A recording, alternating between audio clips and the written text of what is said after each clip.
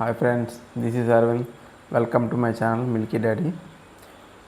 So ఈరోజైతే మనం GT versus RR match గురించి మాట్లాడుకోబోతున్నాం.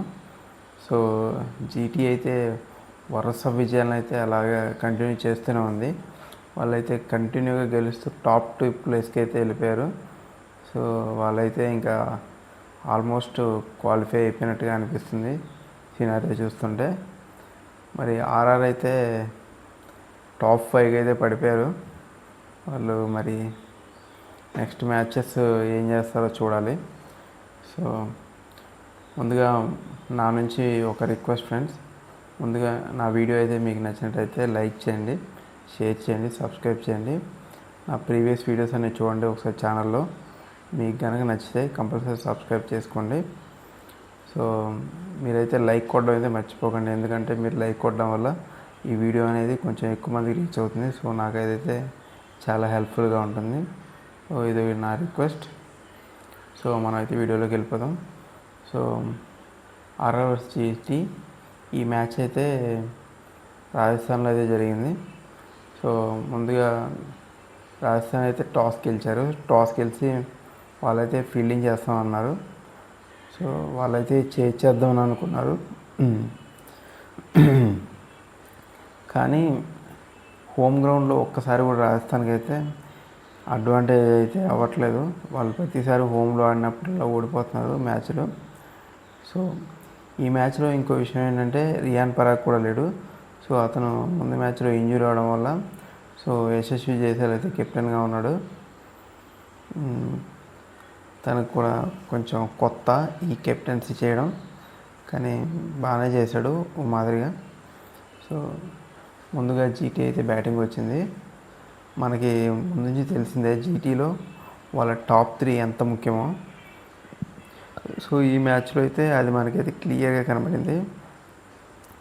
సాయి సుదర్శన్ మరియు శుభ్మన్ గిల్ ఏమన్నా బ్యాటింగ్ చేశారు భయ్య, ఎక్సలెంట్ బ్యాటింగ్.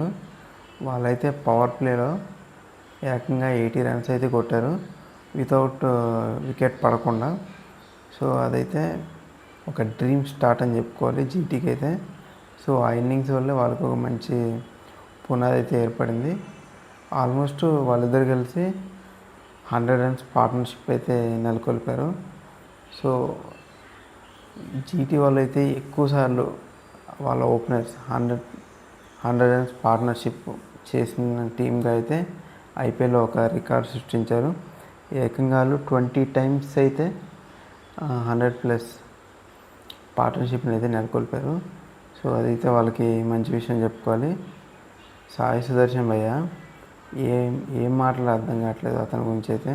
ప్రతి మ్యాచ్ మినిమం హాఫ్ సెంచరీ అయితే స్కోర్ చేస్తున్నారు.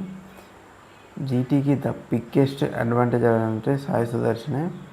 తన బ్యాటింగ్తో అయితే స్కోర్ బోర్డ్ని అసలు కొట్టినట్టే అనిపించట్లేదు, కానీ స్కోర్ బోర్డ్ మీద పరుగులు పెట్టించేస్తున్నాడు. ఎక్సలెంట్ బ్యాటింగ్ చేస్తున్నాడు. ఓ పక్క శుభ్మన్ గిల్ అంతే విరుచుకుపడుతున్నాడు బౌలర్స్ మీద 6లు 4లతో. తను కూడా అయితే మంచి ఫామ్లోకి అయితే వచ్చాడు. సో అతన్ని T20 వరల్డ్ కప్లో తీసుకోలేదు కదా, ఆ కసంతా ఇందులో చూపిస్తున్నట్టు అయితే అనిపిస్తుంది. ఎక్సలెంట్ బ్యాటింగ్ చేస్తున్నాడు. ఆ తర్వాత వచ్చిన బట్లర్ కూడా బాగా ఆడాడు.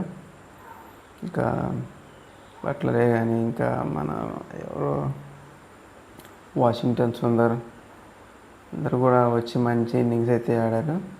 సో వాళ్ళైతే మంచి స్కోర్ని అయితే పుటప్ చేశారు. 229 అయితే కొట్టారు ఓవరాల్గా.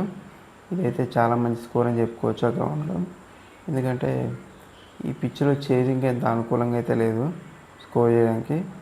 వాళ్ళైతే 229 భారీ టార్గెట్ అయితే సెట్ చేశారు.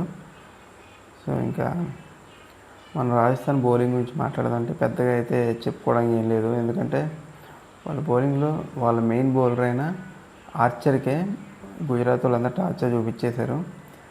ఆర్చర్ని కూడా టార్గెట్ చేశారు. అతనైతే సరిగా బౌలింగ్ ఒక వికెట్ కూడా తీసుకోలేకపోయాడు. సో ఇంకా వాళ్ళ దాంట్లో కొంచెం చెప్పుకోదగ్గ బౌలింగ్ ఎవరైనా వేశారంటే జడేజా కొంచెం వేసాడు, తర్వాత బి కుమార్ వేసాడు.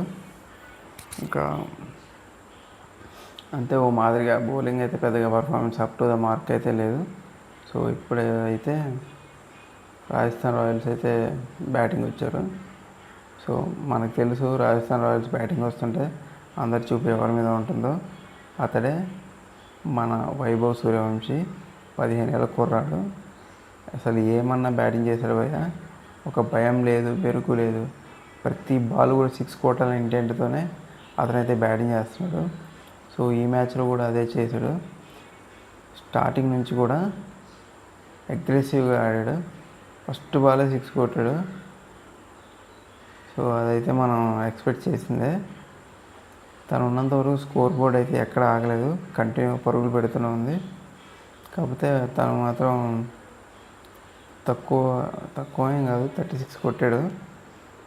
సో అది కూడా 15 బాల్స్లో మంచి క్యామియో అయితే ఆడాడు. కానీ ఇంకో ఎండ్లో ఉన్న యశస్వి జైస్వాల్ అయితే సరిగా ఆడలేకపోయాడు. ముందు నుంచి కూడా స్ట్రగుల్ అయ్యాడు. మరి కెప్టెన్సీ ప్రెజర్ ఏంటో తెలియదు, కానీ అయితే అంత మంచి టచ్లో అయితే అనిపించలేదు. ఇప్పుడైతే వైభవ్ సూర్యవంశీ అవుట్ అయిపోయాడు. వెంటనే యశస్వి జైస్వాల్ కూడా అవుట్ అయిపోయాడు. ఆ తర్వాత జురేల్ వచ్చాడు. జురేల్ కూడా మంచి టచ్లో కనిపించాడు. బ్యాటింగ్ మంచి 6లు అయితే కొట్టాడు, ఫుల్ షాట్స్ కూడా. కానీ అతను కూడా డిస్మిస్ అయిపోయాడు. సో ఇంకా హిట్ మేర్ వీళ్ళందరూ వచ్చారు, కానీ జడేజా ఎవరు కూడా సరైన స్టాండింగ్ అయితే ఇవ్వలేకపోయారు. జడేజా కూడా బాగానే ఆడాడు, 38 రన్స్ అయితే స్కోర్ చేశాడు. వచ్చి రాగానే 6 కొట్టాడు తనైతే. అదైతే కొంచెం ఇంట్రెస్టింగ్ అనిపించింది. కానీ ఎవరు కూడా ఎక్కువసేపు అయితే నిలబడలేకపోయారు. స్కోర్ బోర్డ్ అయితే బాగానే ఉంది, 10 runs per over అయితే స్కోర్ చేశారు. కానీ ఎవరు కూడా నిలబడలేకపోయారు. వచ్చినట్టుగా వికెట్లు కోల్పోతూనే ఉన్నారు. 150 రన్స్కి అయితే వాళ్ళు ఆల్అవుట్ అయిపోయారు. సో జీటీ అయితే వాళ్ళకు ఒక అతిపెద్ద భారీ విజయం అయితే లభించింది. సో జీటీ బౌలింగ్ విషయానికి వస్తే రషీద్ ఖాన్ ఎక్సలెంట్ బౌలింగ్ చేశాడు. అసలు ఆల్మోస్ట్ ఇంకా రాజస్థాన్ నడ్డి విరిచేశాడు తన బౌలింగ్తో. అతనైతే ఎలా ఆడాలో అర్థం కాలేదు రాజస్థాన్ ప్లేయర్స్కి అయితే. సో చాలా ఇబ్బంది పడ్డారు. ఆ తర్వాత జేసన్ హోల్డర్ 3 వికెట్లు అయితే తీసుకున్నాడు. ఎక్సలెంట్ కంబ్యాక్ అయితే ఇచ్చాడు హోల్డర్. తనైతే చాలా కీ ప్లేయర్గా ఉంటున్నాడు జీటీకి.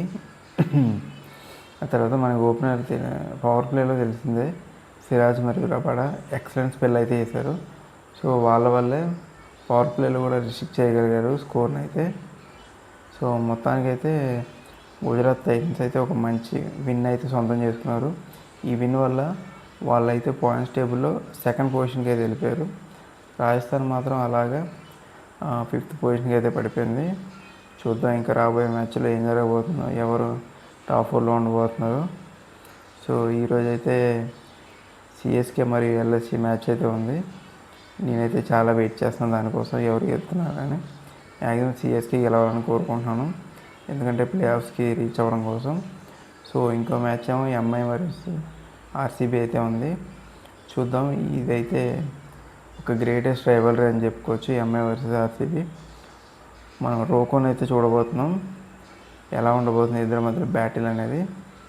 So that's it for the video guys.